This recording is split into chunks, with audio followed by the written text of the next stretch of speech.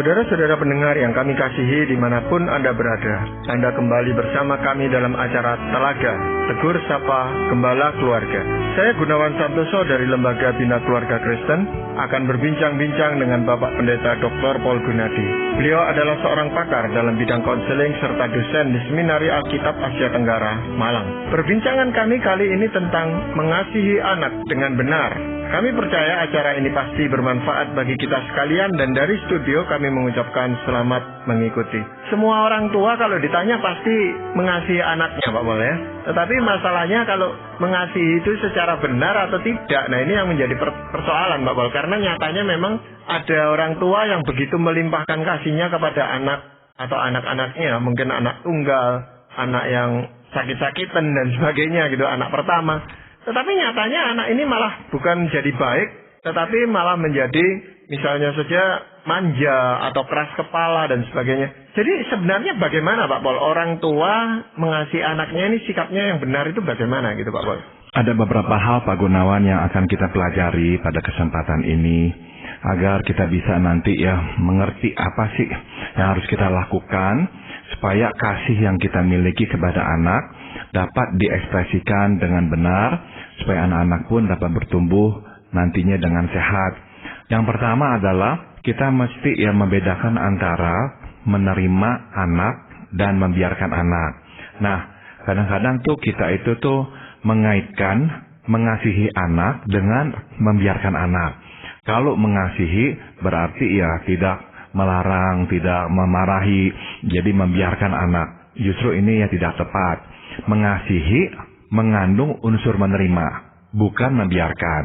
Menerima artinya tidak mendasari kasih atas prestasi atau perbuatannya, melainkan atas dasar fakta bahwa ia adalah anak pemberian Tuhan untuk kita. Artinya kita nggak baru berseri-seri, baru memeluknya sewaktu dia pulang membawa hasil ujian yang bagus. Kita tidak barulah mengatakan saya sayang pada kamu tatkala dia mendapatkan gelar atau penghargaan tertentu. Tidak, justru kita dalam kondisi yang tidak ada hal-hal yang dia lakukan pun, tidak ada hal-hal yang dia itu dapat persembahkan kepada kita untuk membuat hati kita bangga.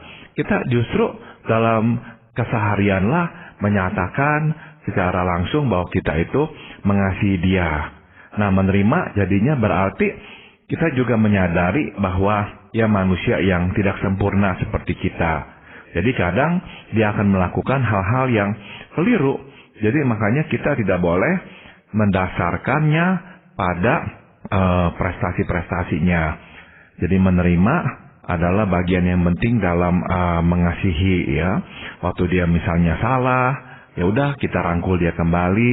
Nah, ini semua artinya menerima anak, dan menerima anak adalah porsi yang besar dalam mengasihi anak. Tetapi menghargai anak ketika dia berprestasi, kan tujuan kita sebagai orang tua adalah memotivasi anak ini untuk lebih maju lagi gitu Pak Pol, di dalam pelajarannya atau di dalam karier apa yang dia tekuni gitu Pak Pol.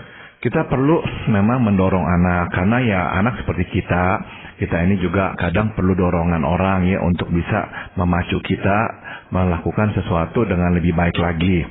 Nah, tapi kita juga perlu menyeimbangkan itu dengan penerimaan-penerimaan atas dirinya tanpa dikaitkan dengan prestasinya. Jadi boleh tidak mendorong anak, memacu anak? Boleh, tidak apa-apa. Misalkan kita berkata, kemampuan kamu kok rasanya lebih dari ini, kamu masih bisa perbaiki, tingkatkan. Nah, tidak apa-apa.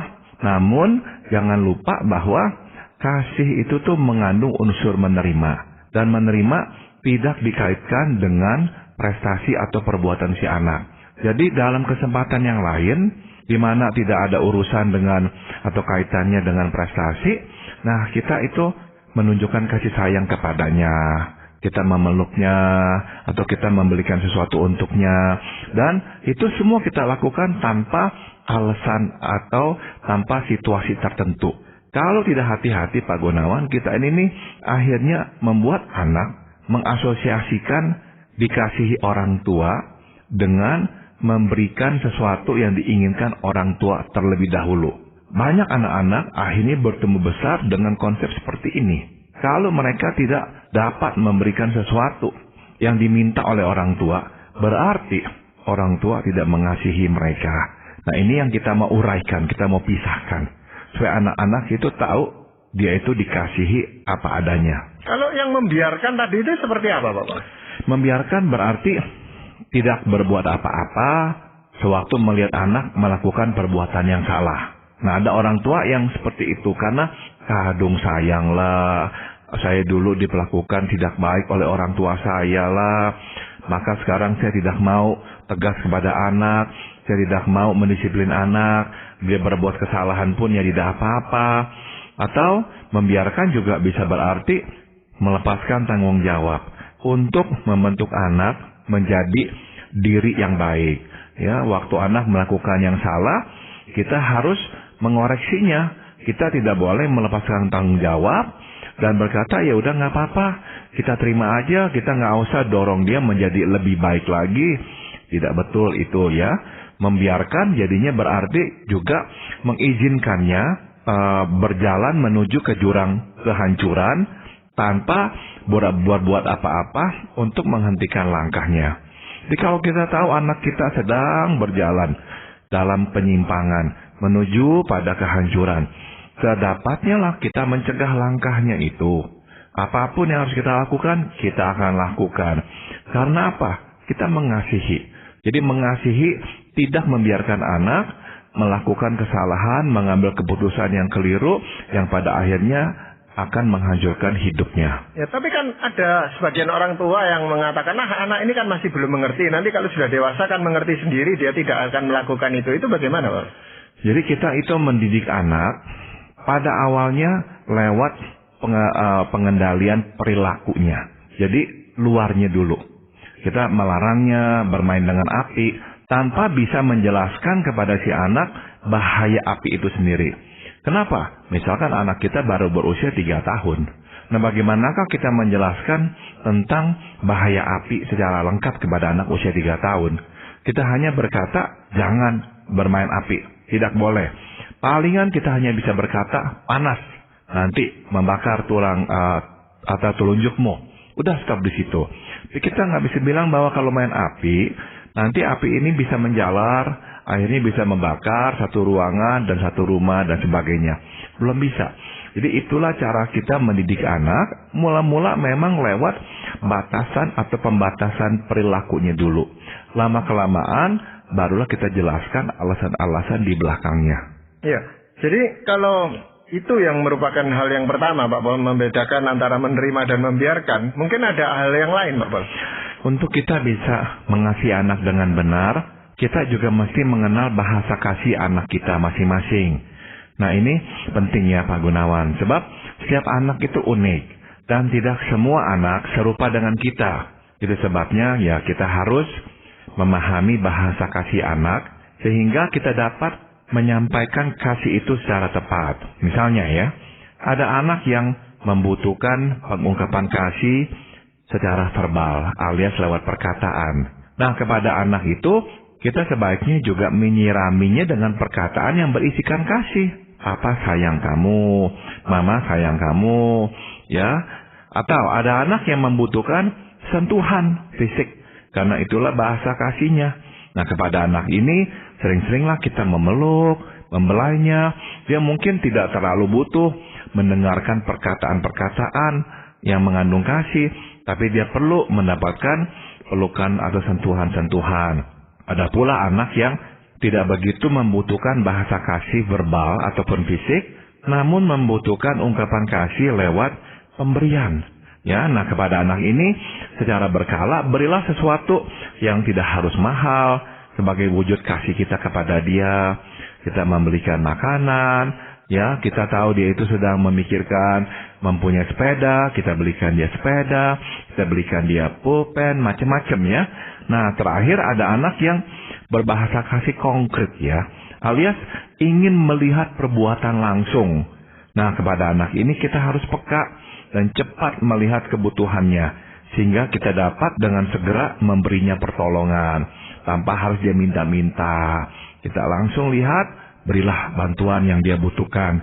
Nah, inilah wujud kasih yang dibutuhkannya. Jadi kalau kita mengerti apa itu bahasa kasih anak-anak kita, nah kita bisa nanti mensuplai kasih itu kepadanya dengan cara yang tepat pula. Ya, seringkali yang kita lakukan sebagai orang tua adalah memberi yang kita punya, Pak Pol. Jadi misalnya kita tahu anak kita membutuhkan ungkapan kasih secara verbal, tapi karena kita bukan orang yang bisa mengungkapkan bahasa kasih lewat kata-kata dengan baik, ya kita menggunakan misalnya lewat pemberian, itu lebih mudah buat kita diberikan sesuatu dan dia diterima gitu. Nah, apakah itu salah gitu, Pak? Sudah tentu ya, nanti anak juga ya perlu dan harus belajar mengerti bahasa kasih orang tuanya. Tapi pada waktu anak-anak kecil, masalahnya adalah anak-anak belum bisa memahami kita. Kitalah yang berada di posisi dapat memahami anak. Itu sebabnya ya kitalah yang mesti tahu apa tuh yang dirasakan cocok oleh anak itu. Jadi misalnya, anak-anak ada yang remes ya, apa tuh artinya senang ngomong ya. Nah, anak-anak yang verbal sekali, dapat dipastikan tuh anak-anak ini nih membutuhkan sekali perkataan-perkataan. Ya jangan ya, mama sayang pada kamu ya. Ya, mama nanti mau pulang, mama rindu sama kamu ya. Kamu sayang gak sama papa? Wah, kamu juga sayang sama papa ya. Jadi, anak-anak yang verbal cenderung tuh ingin juga mendengar perkataan-perkataan langsung yang mengandung kasih. Atau anak-anak yang memang lebih bersifat konkret ya, nggak banyak ngomong, lebih banyak pada berbuat sesuatu. Nah, anak seperti ini tuh sangat membutuhkan pertolongan langsung dari kita. Kita misalnya memberikan dia pertolongan membuatkan apalah, mencarikan bahan lah apalah. Nah, itulah bahasa kasih yang dapat diterimanya. Ya, jadi kita mesti memang menyadari bahasa kasih anak, karena biasanya sudah terlihat sejak kecil. Nah, anak belum berada di posisi memahami bahasa kasih kita.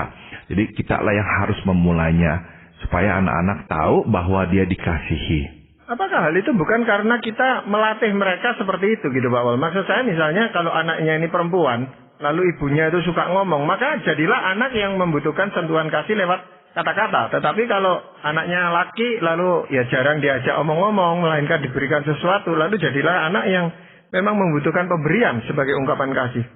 Ternyata memang nggak selalu begitu, Pak Gunawan. Jadi ada anak-anak perempuan yang justru tuh misalkan nggak gitu nyaman dengan ungkapan-ungkapan langsung. Jadi misalnya ya, orang-orang yang lebih introvert umumnya nggak terlalu verbal.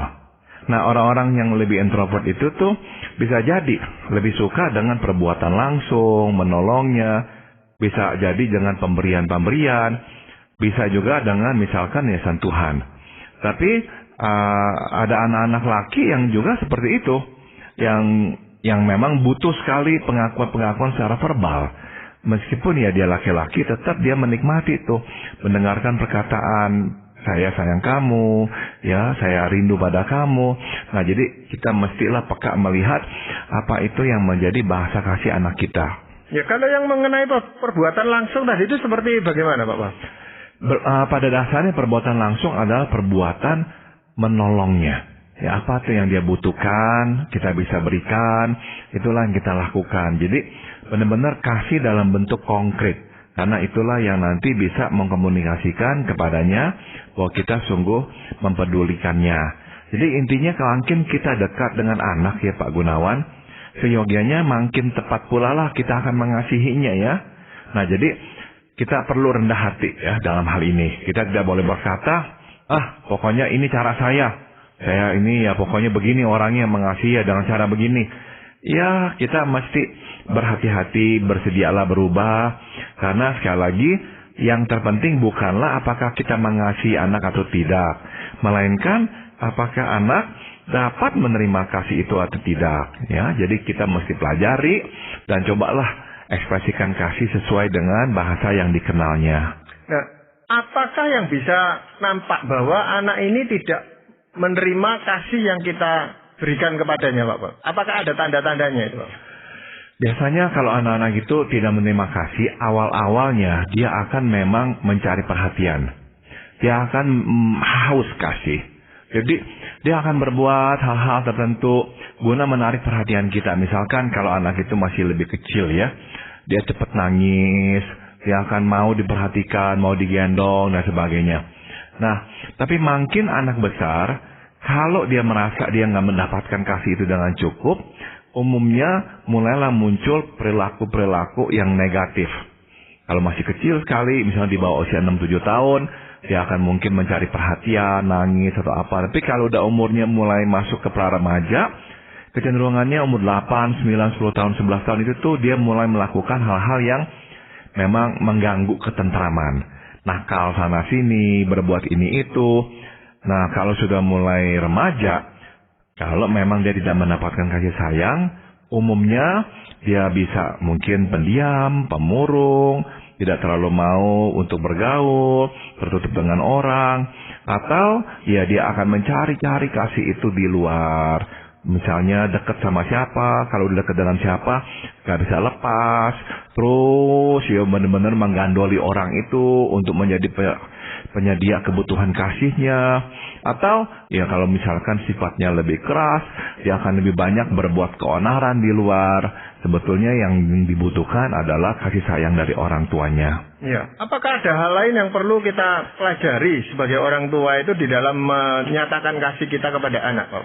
Kita mesti mengungkapkan kasih pada segala waktu ya, Pak Gunawan. Namun terpenting ungkapkanlah kasih pada waktu ia berada di titik terlemahnya. Jadi ungkapkanlah kasih kepadanya tatkala ia sedang merasa takut, pada waktu ia meragukan kemampuannya, pada waktu ia gagal, dan pada waktu ia menyesali kesalahannya. Nah, jadi itu adalah titik-titik rawan, titik-titik lemahnya. Nah, di momen seperti itu tuh, lebih perlu lagi kita mengungkapkan kasih. Nah, pertanyaannya memang kenapa kok kita justru harus lebih menunjukkan kasih kepadanya pada waktu ia berada pada titik terlemahnya. Sebab kasih yang dinyatakan pada titik terlemah memberinya kepastian bahwa kita sungguh mengasihinya, Pak Gunawan. Ya, kadang anak memang tidak tahu apakah kita sungguh mengasihinya ataukah hanya mengasihi perbuatannya yang menyenangkan hati kita. Nah, apa yang kita lakukan tatkala anak berada pada titik terlemah memperlihatkan berapa besar dan murninya kasih kita atau penerimaan kita kepadanya. Apakah hal itu tidak berarti kita mengeksploitasi kelemahan atau kegagalan anak itu untuk supaya kita dekat dengan dia gitu, Pak? Saya kira bukan. Jadi ini adalah benar-benar nomor satu kita peka ya dengan kondisinya, dan nomor dua justru kita mau memberikan dukungan yang sebesar-besarnya pada titik terlemahnya itu. Dan biasanya itulah yang lebih menunjukkan kasih. Kita sebagai orang dewasa mengerti hal itu pula. Kalau misalkan kita sedang mengalami kemalangan, musibah, kejatuhan, nah teman yang akan mengulurkan tangan, yang peduli, yang menelepon, yang mengajak kita bertemu adalah teman-teman yang sejati. Yang kita tahu bahwa mereka ini sungguh mengasihi kita. Bukan hanya berteman dengan kita karena ada kebutuhannya yang dapat kita penuhi. Nah, jadi anak juga begitu. Kalau kita hanya memberikan kasih bangga kepada anak, waktu anak berhasil menyenangkan hati kita, pada akhirnya saya takutnya anak pun nanti akan mengadopsi sikap itu, Pak Gunawan. Kepada orang lain pun dia akan berbuat yang sama. Kalau orang menyenangkan hati dia, barulah dia baik-baik. Kalau orang sedikit mengecewakannya, udah langsung dia nggak mau peduli. Nah, itu sebabnya lah kita mungkin sebagai orang dewasa kadang bertemu dengan orang yang seperti itu, Pak Gunawan. Kalau lagi baik sama kita, baik. Dia ada perlu sama kita, baik. Tapi begitu kita sedikit mengecewakannya, langsung kita itu dicoret dalam daftar pertemanannya. Dia benar-benar bisa nggak peduli sama kita sama sekali. Nah, mungkin sekali dia adalah korban sewaktu dia kecil. Itulah yang juga diperlakukan orang kepadanya. Kalau dia berhasil menyenangkan orang tua, maka dia akan mendapatkan perlakuan yang baik. Enggak melakukan, mengecewakan orang tua sedikit, diabaikan, didiamkan. Nah, akhirnya itulah yang dia teruskan kepada orang lain pula. Ya, sebenarnya sebagai orang tua, kita juga mau turun tangan, mendampingi anak yang sedang mengalami kegagalan dan sebagainya. Tapi anak itu ada juga yang menjauhkan diri justru. Dia mau menyendiri, dia mau menyelesaikan masalahnya sendiri. Dan baru nanti kalau sudah selesai atau pada waktu tertentu itu dia baru mau ngomong dengan kita tentang masalahnya. Nah ini bagaimana kita berusaha mendekati orang yang memang menarik dirinya tidak mau didekati, Pak. Jadi menunjukkan kasih, Pak Gunawan, itu tuh memang memerlukan hikmat ya. Untuk tahu bahwa ya apakah ini adalah waktu yang tepat atau cara yang tepat untuk menunjukkan kasih sedekat itu. Kadangkala kita memang harus menunjukkan kasih dari jauh. Kadangkala dari dekat. Nah, perlu hikmat membedakan keduanya. Ada kalanya memang anak itu nggak nyaman. Ada anak-anak tertentu ya yang memang cenderung mandiri, tidak suka bergantung, dan tidak terlalu mudah mengutarakan perasaan. Waktu sedang mengalami masalah, susah sekali untuk mau terbuka cerita kepada orang tua. Nah, kepada anak seperti ini, kita juga jangan mendiamkan. Kita tetap mau menunjukkan kepedulian dan kasih kita kepadanya. Tapi lakukanlah dari jauh. Misalkan dengan meninggalkan sebuah kartu dengan firman Tuhan di situ dan berikan suatu kata-kata mutiara atau katakan bahwa saya melihat bahwa engkau sedang sedih, jadi saya mendoakan kamu. Terus kita bisa tulis PS, kalau butuh ngomong, saya sedang sekali berbicara dengan kamu. Jadi hal seperti itu kita lakukan jarak jauh. Tapi kalau kita tuh anak kita memang ya cenderung terbuka, mau ngomong, kita langsung tunjukkan, kita langsung tanya, kita langsung peluk dia atau apa dan sebagainya.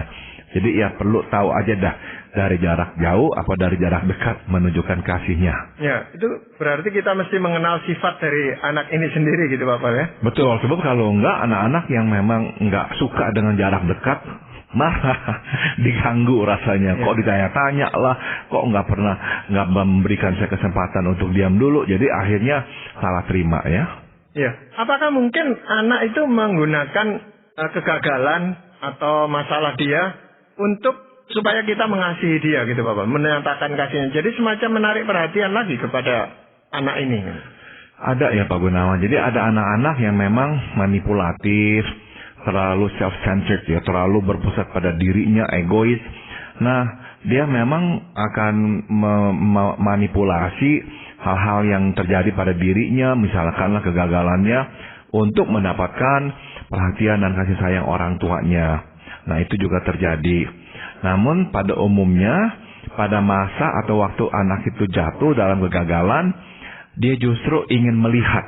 Ini nih, dia justru ingin menguji apakah orang tua tetap nggak mengasihi dia?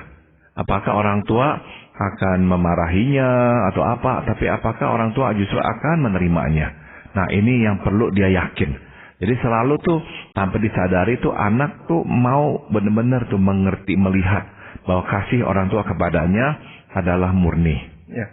Apa mungkin masih ada hal lain Bapak yang harus kita perhatikan sebagai orang tua? Pada akhirnya kita tetap harus mengatakannya, yaitu bahwa kita mengasihinya. Ya, kendati bahasa kasih anak dan juga kita kadang berbeda, anak perlu mendengar secara jelas bahwa kita mengasihinya, bahwa ia berharga dan bahwa ia merupakan pemberian Tuhan untuk kita. Ya, kenapa? Sebab tidak ada yang dapat menggantikan dampak dari mendengar ucapan bahwa kita dikasihi. Ya, itu sebabnya lah walaupun kadang tidak mudah buat sebagian dari kita, tapi teruslah berusaha untuk mengkomunikasikan kasih kepada anak secara verbal. Nggak bisa terlalu sering, ya nggak apa-apa. Tapi sekali-sekali perlu tetap kita sampaikan itu. Nggak bisa secara ucapan langsung, tulislah. Kita kan semua bisa menulis, ya tulislah. Bahwa saya mengasihi kamu, saya mendoakan kamu. Jadi hal-hal kecil seperti itu lakukanlah, sebab tetap anak perlu mendengarnya secara langsung. Atau membacanya secara langsung. Atau membacanya secara langsung, betul. Dan itu apakah harus dilakukan oleh kedua orang tuanya? Jadi dari pihak ayah dan ibu atau cukup satu aja gitu Pak Bal? Saya kira mesti dari dua-duanya ya, supaya dia benar-benar tahu bahwa dia itu tuh di mata mama papanya berharga, dikasihi tanpa syarat. Ya, dan bagaimana kalau anak itu lebih dari satu gitu Pak Bal ya? Nah, supaya kita itu tidak tampak di depan anak itu kita membeda-bedakan, kita mengasihi yang satu dengan yang lain. Ini apa upaya kita, Pak Bos? Itu sebabnya ya kita mesti secara merata ya mengatakan hal-hal itu atau mengungkapkan kasih secara tepat kepada semua anak. Dan penting sekali saya sekali lagi ingatkan untuk tidak hanya memberikan wujud-wujud kasih itu sewaktu anak berhasil menyenangkan hati kita. Kalau kita hanya memberikan kasih, katakanlah anak bisa menyenangkan hati kita, nah yang enggak menyenangkan tuh akhirnya tambah merasa terbuang. Dan takutnya nanti setelah dia remaja, dialah yang nanti akan mengembangkan masalah. Tapi kalau sama-sama diberikan kasih yang sama misalnya Pak Bol, lalu yang satu itu merasa tidak ada bedanya saya yang berprestasi dengan adik atau kakak yang kurang berprestasi dari saya. Nah ini kalau timbul anggapan seperti itu apa reaksi kita Pak? Nah sudah tentu tadi Pak Gunawan sudah munculkan yaitu bahwa kita tetap perlu mendorong anak. Jadi selain dari memberikan kasih kepada anak-anak, nah kita juga kadang-kadang perlu memang menyuruh anak untuk lebih giat belajar, lebih keras bekerja dan sebagainya. Dan itu kita akan lakukan kepada semuanya. Apakah ada ayat firman Tuhan yang bisa dijadikan pedoman dalam hal ini Bapak? Keluaran pasal 34 ayat 6 dan 7 berkata, Tuhan, Tuhan, Allah penyayang dan pengasih, panjang sabar, berlimpah kasih-Nya dan setianya, yang meneguhkan kasih setianya kepada beribu-ribu orang, yang mengampuni kesalahan, pelanggaran dan dosa, tetapi tidaklah sekali-kali membebaskan orang yang bersalah dari hukuman. Nah, dari firman Tuhan ini kita bisa melihat bahwa kasih setia adalah karakter Tuhan yang terutama. Tetapi dalam kasih-Nya, Ia pun tidak membiarkan kita hidup semaunya. Nah, kita pun harus melakukan hal yang sama kepada anak-anak kita. Kasih setia kita tak berkesudahan kepada anak-anak. Tapi kita juga nggak membiarkannya hidup semaunya. Jadi ada keseimbangan gitu Pak Pol ya. Seperti Tuhan juga melakukan hal itu kepada kita. Ya, terima kasih Pak Pol untuk perbincangan kali ini. Dan para pendengar sekalian, terima kasih Anda telah mengikuti perbincangan kami dengan Bapak Pendeta Dr. Paul Gunadi dalam acara Telaga, Tegur Sapa Gembala Keluarga. Kami baru saja berbincang-bincang tentang mengasihi anak dengan benar. Bagi Anda yang berminat untuk mengetahui lebih lanjut mengenai acara ini, silakan menghubungi kami lewat surat. Alamatkan surat Anda ke Lembaga Bina Keluarga Kristen atau LBKK, Jalan Cimanuk 56, Malang. Anda juga dapat menggunakan email dengan alamat telaga@indo.net.id. Kami juga mengundang Anda mengunjungi situs kami di www.telaga.org. Saran-saran, pertanyaan, serta tanggapan Anda sangat kami nantikan. Akhirnya dari studio, kami mengucapkan terima kasih atas perhatian Anda dan sampai jumpa pada acara Telaga yang akan datang.